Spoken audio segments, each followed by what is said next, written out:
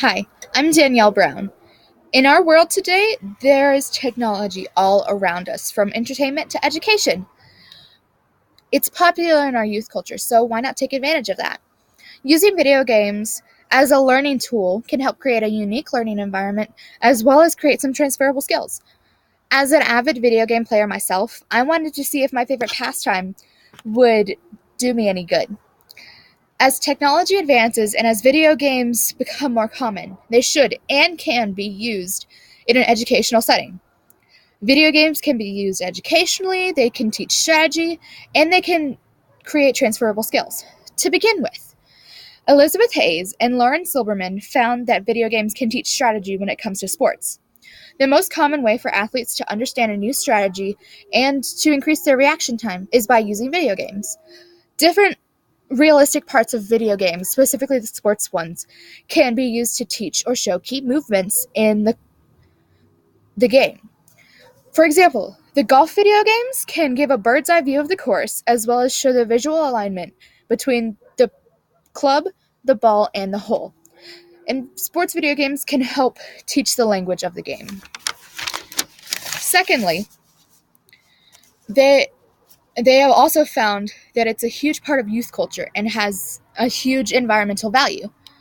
It offers a sandbox effect to the players so that they can experiment with fewer risks of their physical safety and their self-esteem.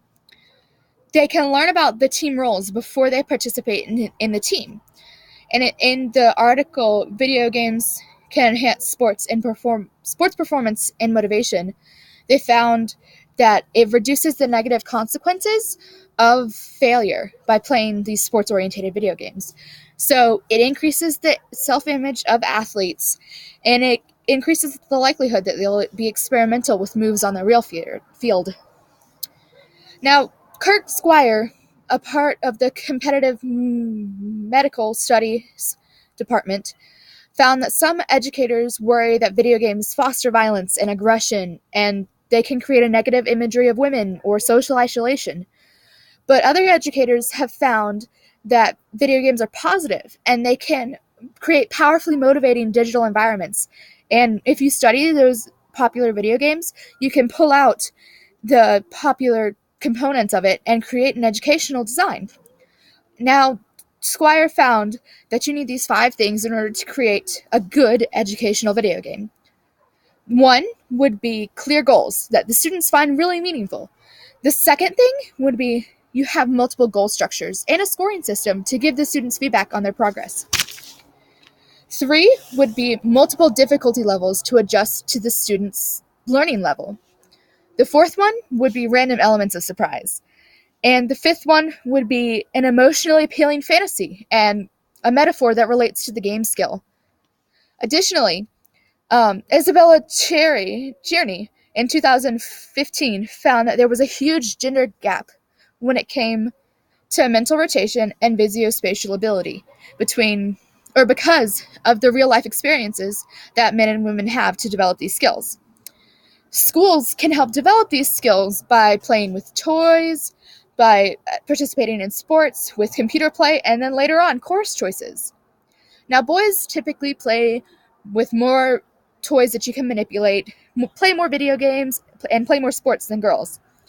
And boys are also typically take more math classes, and they experience more geometry. So girls don't necessarily tap into that spatial thinking because they see it as a masculine thing. So, in a study done by Matthew Dye, Sean Green, and Daphne Blaver in 2015 with the Department of Brain and Cognitive Sciences in the University of Rochester, New York, they found that the increasing speed of processing with action video games was wild. They found that action video games can reduce the reaction time without altering the accuracy of the reaction. In games like Call of Duty, Halo, Grand Theft Auto, they require a rapid processing of a lot of information, and then you have to make a really fast action. This makes players make really quick decisions and then predefine the response that would happen to way faster than they would in the real world. They found that the increased speed of processing in video game players, they thought that the increased speed of processing in video game players was trigger happy. And when they did a study, that just wasn't so. A TOVA, a test of variables and attention, was taken on a group of video game players and non-video game players. The test requires the subjects to look at a computer screen and respond to shapes that land on a target, while ignoring shapes if they don't appear on the target.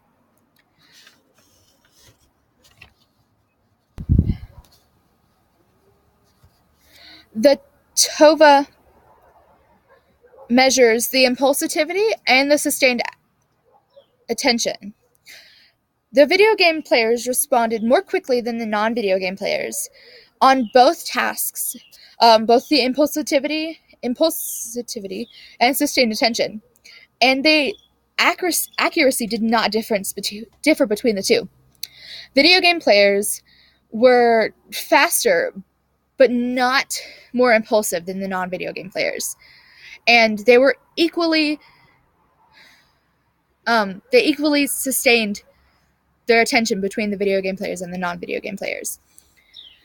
This study contradicts the trigger-happy hypothesis. Video game players did not compensate for their faster reaction times by making more errors than the non-video game players. To sum up, video games can create unique and transferable skills that have real-world applications.